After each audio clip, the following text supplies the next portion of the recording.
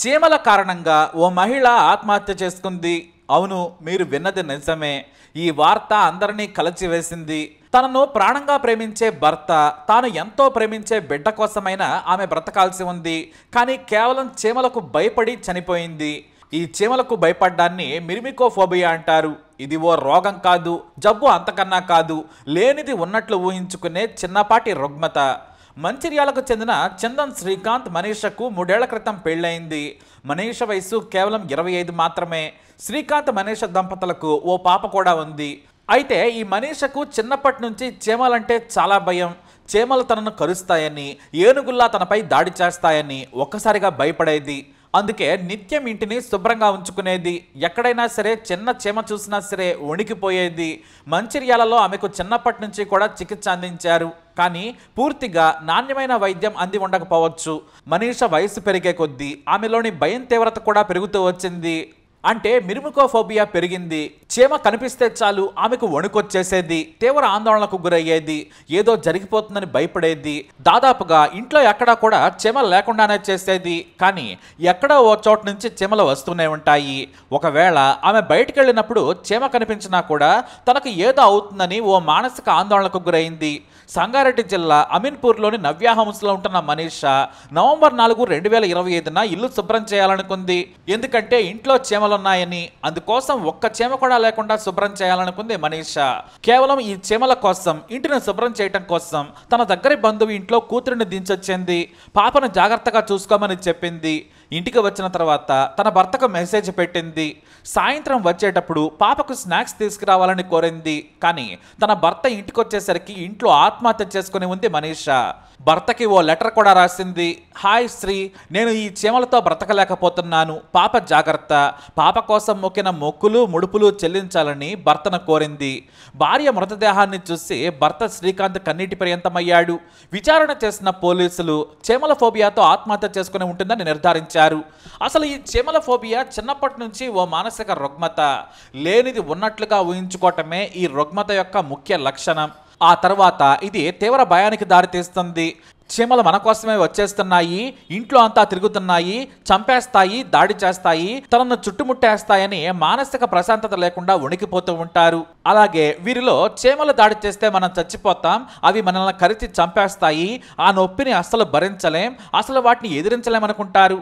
ఇది చాలా చిన్న సమస్యే. ఇలాంటి ఫోబియాలకు అద్భుతమైన టెక్నిక్స్ను ప్రపంచవ్యాప్తంగా వాడుతున్నారు. వాటిపై మనీష దృష్టి పెట్టి ఉంటే సరిపోయేది. కానీ చాలామంది ఇదే రుగ్మతలో డాక్టర్లను కలిసేందుకు కూడా ఇష్టపడరు. కానీ తమ వాళ్లే కొంత చొరవ చూపించాల్సి ఉంటుంది. ఇలాంటి ఫోబియాలు చాలా ఉన్నాయి. ప్రపంచంలో దాదాపు 10% మంది ఏదో ఒక ఫోబియాతో బాధపడుతూ ఉంటారు. కాకపోతే అది ఫోబియా అని చాలామందికి అది తెలియదు. కొంతమంది ఇలాంటి ఫోబియాల కారణంగా గుండెపోట్లు కూడా తెచ్చుకుంటారు.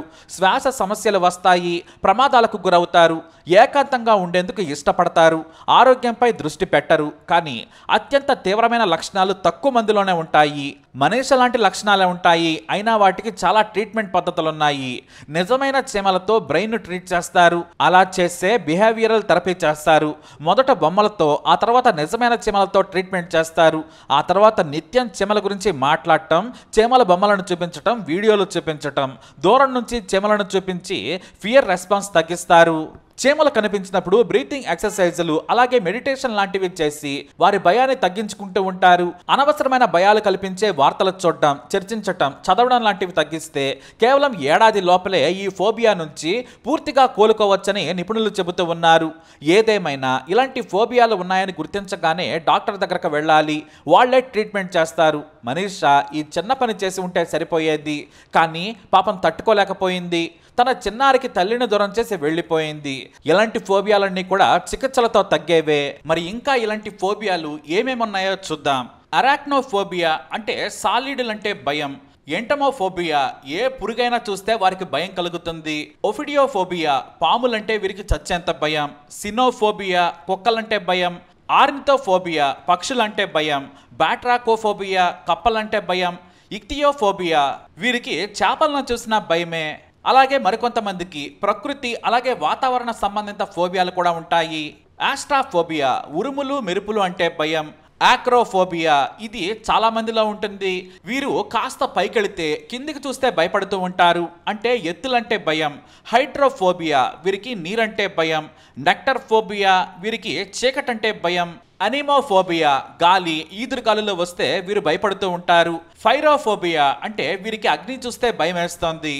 అలాగే కొన్ని సామాజిక వ్యక్తిగత ఫోబియాలు కూడా ఉంటాయి. ఆంథ్రోపోఫోబియా అంటే వీరికి మనుషులను చూస్తేనే భయం. సోషియోఫోబియా జనాల మధ్య మాట్లాడటానికి వీరు చాలా భయపడుతూ ఉంటారు. ఆటోఫోబియా ఒంటరిగా ఉండాలంటే వీరికి భయం వేస్తుంది, జనాల్లోనే ఉండాలనుకుంటారు. ఎటిలోఫోబియా తనకేమైనా లోపం ఉందేమో అని వీరు భయపడుతూ ఉంటారు. అలాగే ఆరోగ్యానికి సంబంధించిన ఫోబియాలు. ట్రైపానోఫోబియా వీరికి సూదులు కానీ ఇంజక్షన్లు కానీ చూస్తే భయం వేస్తోంది. సోనోఫోబియా రోగాలంటేనే భయం. హీమోఫోబియా రక్తం చూస్తే కొంతమంది భయపడి వణికిపోతూ ఉంటారు. అలాగే థానాటోఫోబియా మరణ భయం. ఇవి కాకుండా కొన్ని అరుదైన అలాగే వింత ఫోబియాలు కూడా ఉన్నాయి.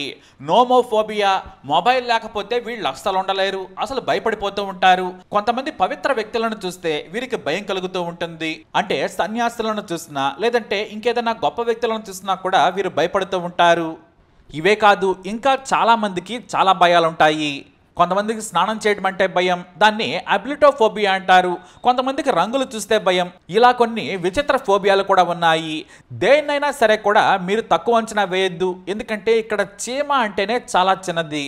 ఏదైనా సందర్భంలో మనం చీమ కుట్టినట్టు కూడా ఉండదంటాం, అంటే అంత తక్కువగా చూస్తాం. అలాంటి ఫోబియాతో ఓ మహిళ చనిపోయింది. కాబట్టి ఏ ఫోబియా అయినా సరే మీ పిల్లల్లో కానీ లేదా మీ కుటుంబ సభ్యుల్లో కానీ కల్పిస్తే ఖచ్చితంగా వారిని డాక్టర్ దగ్గరికి తీసుకెళ్ళండి. వారి భయాన్ని పోగొట్టే మార్గాలు చాలా ఉంటాయి. ఇలాంటి చిన్న చిన్న వాటితో పోలిస్తే మన ప్రాణం ఎంత పెద్దదో మీరే చెప్పండి. అలాగే మీకు కూడా ఏమైనా ఫోబియాలుంటే ఖచ్చితంగా కమెంట్ ద్వారా తెలియజేయండి. ఈ వీడియోని తప్పకుండా షేర్ చేయండి.